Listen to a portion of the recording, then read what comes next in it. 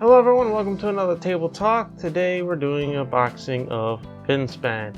If you're familiar with wingspan, wormspan, now there's Finspan. Birds, dragons, now fish.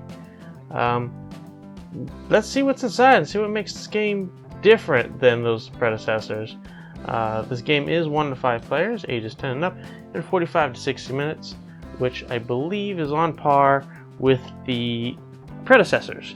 A wingspan game. So yeah, let's see. Designed by David Gordon and Michael O'Connell. Developed by Elizabeth Hargrave. There she is. Since she was on the first two. Has the Automa factory, much like the other two.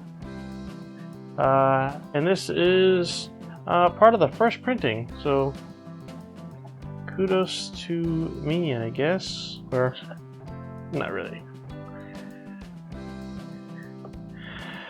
Anyway, we have Wingspan game, of course, the solo play, and we have the regular rules, which is quite interesting. It is only 12 pages. It is a smaller book than, I believe, Wingspan, but a little bit bigger than Wormspan. I can't remember quite.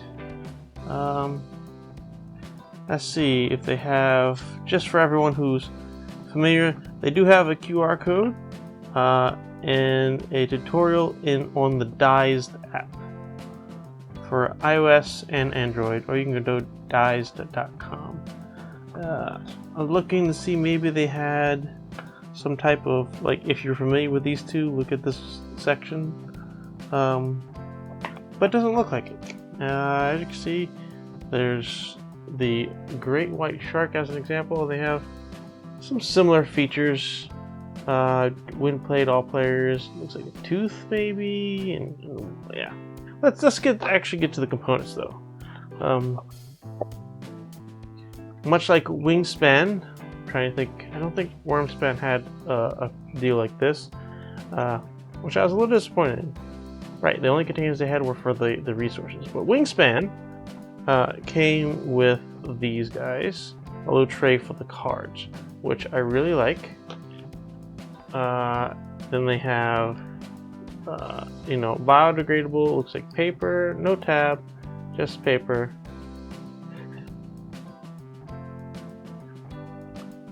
So, let's see.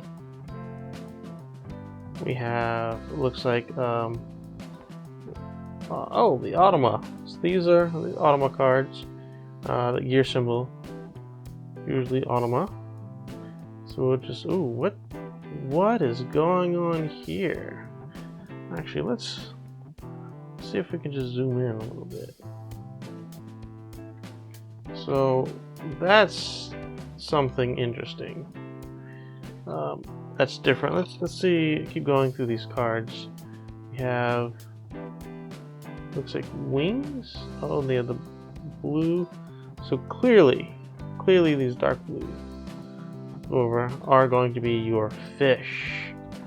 So yeah, it looks like all the cards are going to be rotated compared to the previous two.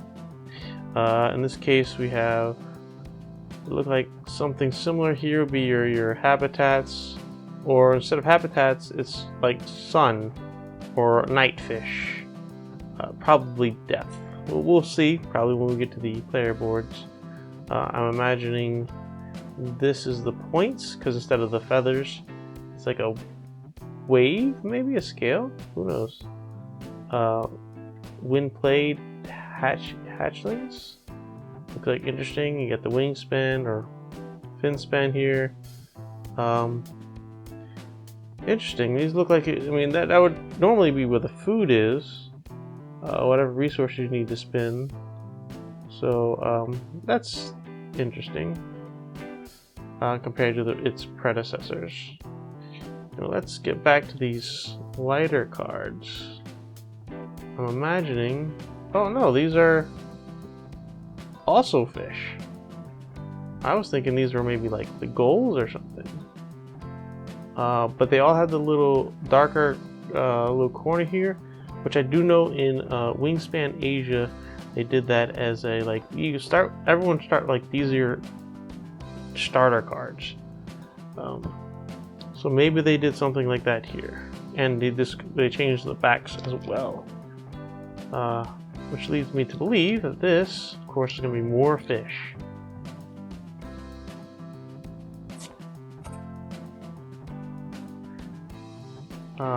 Oh, I see another gear. So more Automore cards. All right.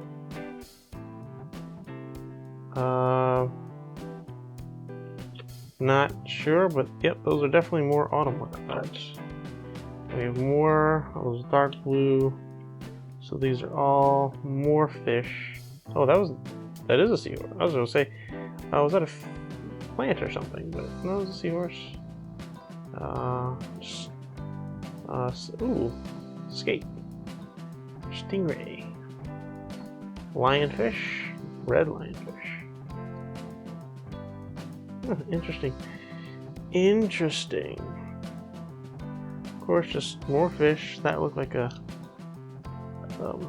marlin at the end. But that's done with the cards. The quality of the cards, pretty standard, comparable to Wingspan and Wormspan. Because it's a Stonemaier game. They're pretty good, I think, about quality of games and components. Let's see what's in this little baggie here. Oh, these are clearly the player pieces, I believe, because these are like little scuba guys. An interesting choice of color palettes: white, gold, teal, blue, and pink. Yeah, so there's your colors. And it looks like, much like the previous two games, or I should say Wormspan had the cubes for your actions, where Wingspan had cubes, Wormspan had coins that you can kind of build up more, and so it looks like this is going to go back to probably more Wingspan-esque, where you will probably lose an action. And you have these 6 basic action or cubes to start, and so on. This little token, I'm assuming, like Wormspan, is probably a round tracker. Let's dive in. A space filler. I guess if expansions come, so you can probably fit it in the box, but and keep everything nice and compact. Of course, the score sheet, double-sided. Always like to see double-sided things, but I know it was also like multiplayer and single player. This has weekly achievements, so I wonder if I saw weeks on the Automore cards. So, nope. The week thing is definitely a just general game thing. What do we have here?